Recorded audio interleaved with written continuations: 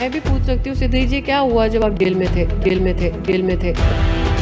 आपको अगर आप पर्सनल कटाक्ष करते हैं तो अपने लिए भी तैयार रहिए।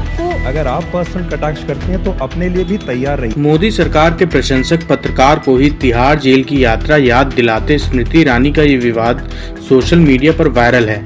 पिछले 9 वर्षों से सुधीर जिस ईमानदारी से बीजेपी सरकार की गोदीगिरी कर रहे थे, उसके जवाब में ये इनाम तो इनके साथ कतई बेईमानी है। लेकिन किया भी क्या जा सकता है।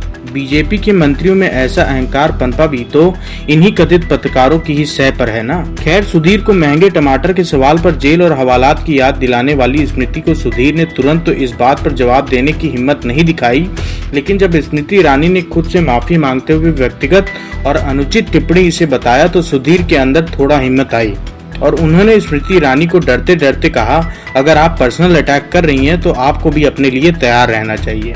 और मैं जेन्युइनली माफी चाहूंगी इसलिए क्योंकि मैंने आप पर पर्सनल कटाक्ष किया। तो अगर आप पर्सनल कटाक्ष करते हैं तो अपने लिए भी तैयार रहिए। हाँ बिल्कुल, मैं तैयार हूँ।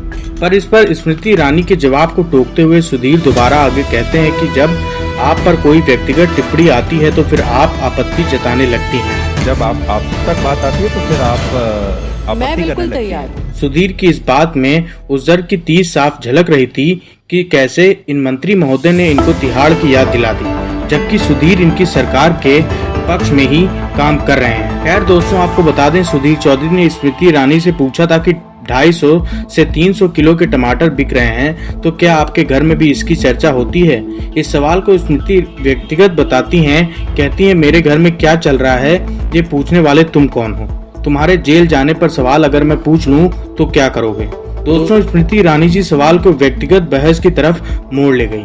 दरअसल वो सवाल उनके परिवार पर तो था ही नहीं। वो सवाल वास्तव में आम जनमानस का था कि 250 रुपए से 300 रुपए किलो के टमाटर दिन भर में 200 रुपए कमाने वाले देश की 50% आबादी कैसे खरीद रही होगी। पत्रकार सुधीर ने शायद बड़े दिन बाद किसी जिम्मेदार से पहली बार जमीनी सवाल किया था, लेकिन जैसी फटकार उनको मिली है, उनके चेहरे का डर साफ बताता है कि अब वो ऐसा सवाल दोबारा शायद नहीं करने वाले हैं। दोस्तों, आपको क्या लगता है? अपनी राय हमें कमेंट बॉक्स में जरूर दीजिए।